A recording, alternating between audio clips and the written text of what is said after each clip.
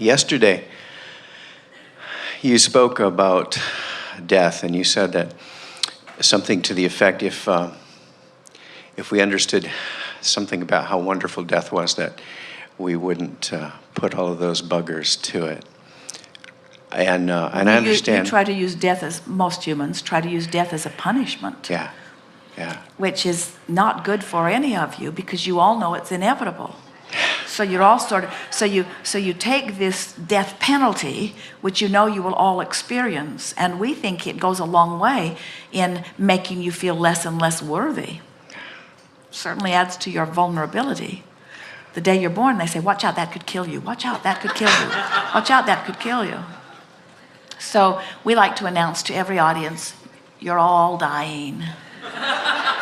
You're all getting ready to croak, croak, croak, croak. So the death, I understand, and I don't fear that. But the dying is sublime.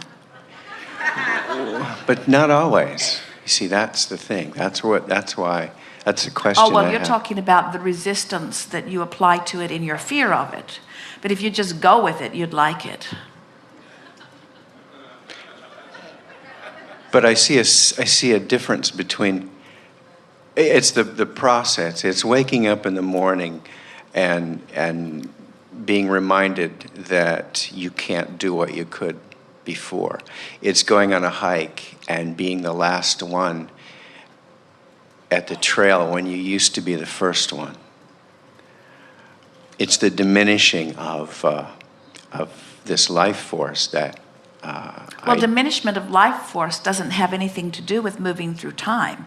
Diminishment of life force has to do with picking up things along your physical trail that you use as your point of resistance.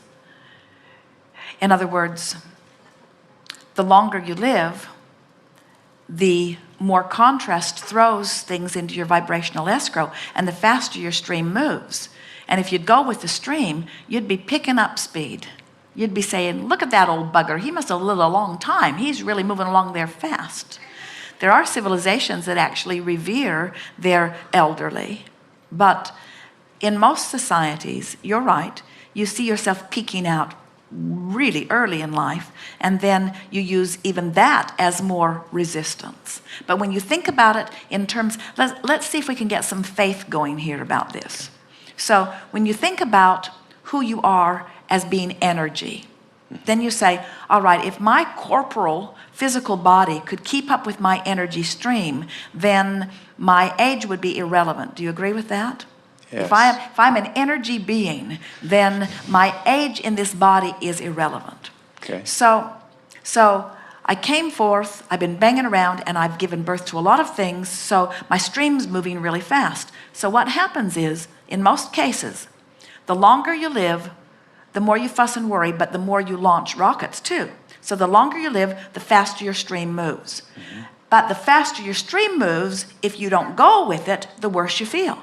So it's such an interesting thing. Life makes your stream go faster and faster, but you fuss and worry about more things, so you don't go. So the faster stream pulls against your resistance, and that's what makes your body slow down. That's all that it is. You do not need to slow down in your body. Your body is regenerating itself. The scientists have even pointed that out to you. Your cells are new, so why aren't the new cells fresh and new like they were when you were a baby? Yeah. Because your baby mind let them be fresh and new. Your elderly mind doesn't let them be fresh and new. Your elderly mind says you're slowing down, and your cells say, whatever you say. You are the boss. You are the boss of this mechanism. Yeah. Isn't that good to know? Esther notices that when she allows Abraham to flow through her, she feels invincible. She has balance. Her voice never tires. Her mind never slows down. She feels the vitality of her being, you see. Jerry and Esther were taking a walk down the road one day, a few years ago, and Jerry was running circles around Esther, literally running circles around her, because he wanted to keep his pace what it was, and Esther was not moving as fast as he was. And he began running circles around her, which was annoying. Because it was his way of saying, since you're not keeping up with me, I'll just do my best to have my run with you anyway, slow person that's coming with me. And so Esther said, Abraham, do you feel like taking a little run? And Esther just relaxed into her knowing of the vitality of Abraham and found a power and a clarity in her body that she had never felt before. She ran faster than Jerry. She couldn't walk the next day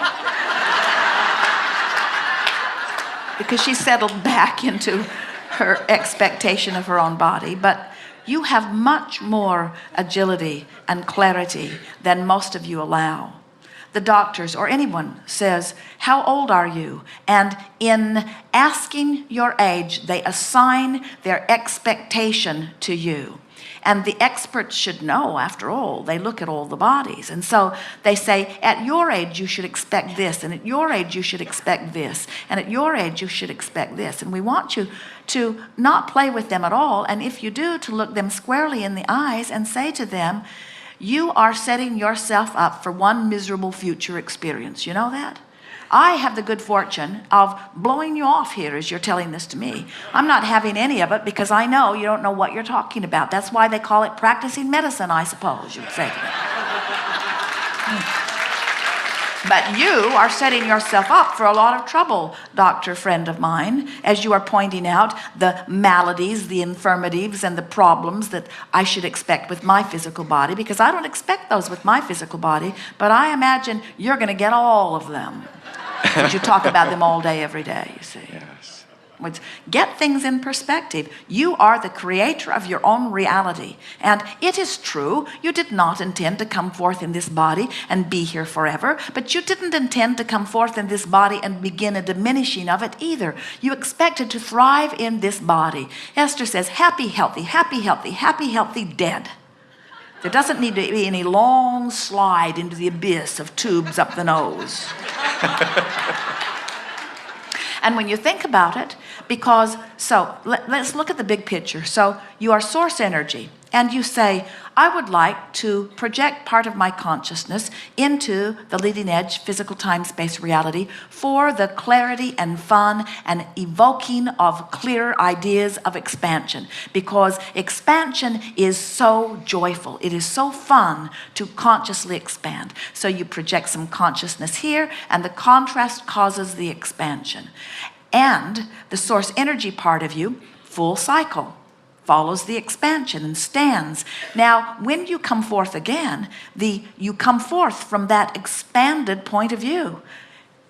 Always from that most expanded point of view. The only question that we ever ask you to ask yourself is, what are you doing right here and now relative to that expanded point of view? So now, this expanded point of view, who knows that you are an eternal being, who knows that you would never be satisfied in one physical body, who knows that there will always be more, you like that fresh, new vantage point to come into. It is intoxicating. So there reaches a time when that non-physical energy part of you, because of what you've been living, think about someone who doesn't feel free and wants freedom. Think about someone who doesn't feel good in their body and wants to feel good. Think about someone who is not appreciating who they are and wants to appreciate who they are. Think about how life beating you up causes you to want this, and life beating you up causes you to want this. We're exaggerating this for a point. So over here is this powerful, powerful, powerful wanting and intoxicating desire to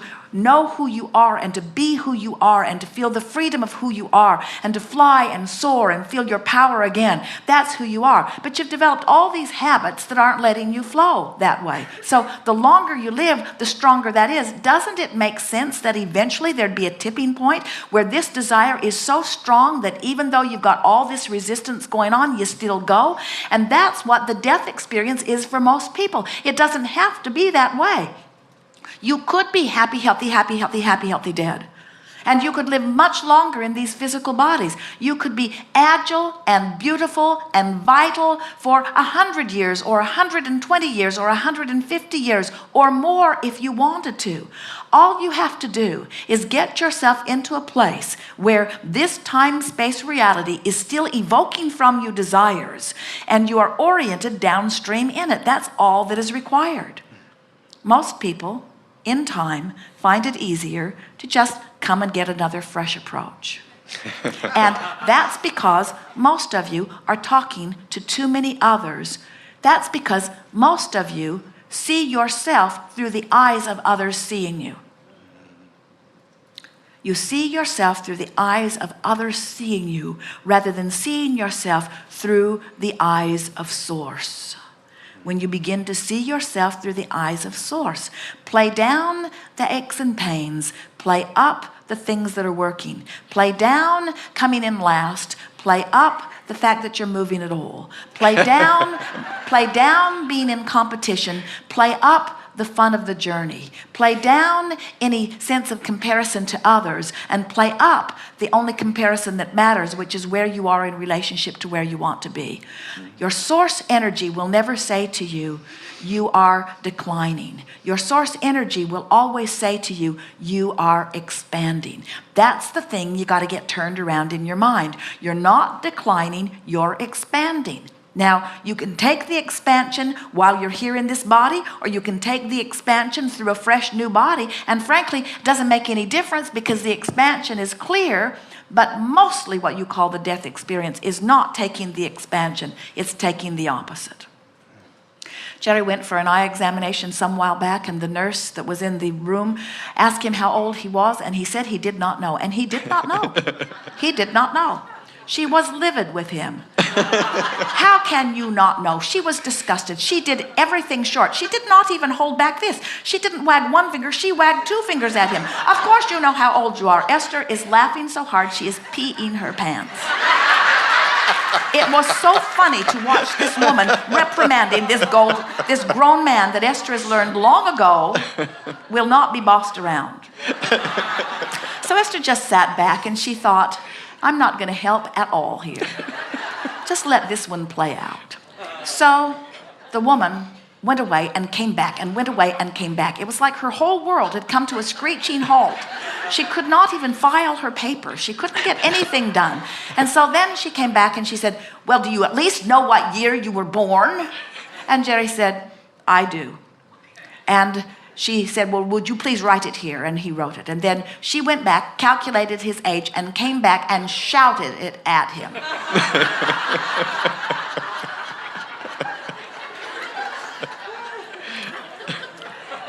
And he said to her, I'm going to forget it as soon as you walk out of the room. Because there is no point in me conforming to your view of me. And those numbers that you are writing down cause you to activate that and hold me as your object of attention. He didn't give it all to her that way. He gave it to her more in that kind of laugh.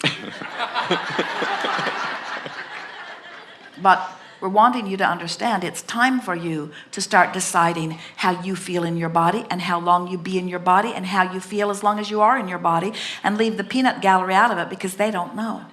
They are basing their expectations about you on their disconnected approach. They're basing their expectation, and that's the thing that's most interesting about that. The doctors are not known to be those that hang around with the healthiest parts of your society.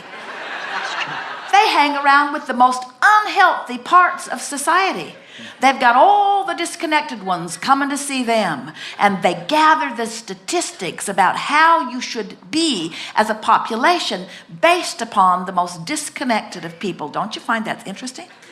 Oh, let me see. I will just see those who don't let the energy flow, and then I will explain to everyone, whether they let the energy flow or not, how they're probably going to turn up. And we say, where's the logic in that? That's utterly illogical. They do not know. And you for a while have been buying into it, but you've been rebelling. There's been a strong part of you that knows it does not have to be that way. And we're saying to you, it does not have to be that way. You can have a renewal every time you rest. In fact, do you know what your slumber is about? It's not about resting your body. Your bodies are resting while you're sitting here. Sleeping rests your vibration. It rests your resistance. It holds your physical body in a state without your active mind contradicting the life force. Meditation, same sort of thing.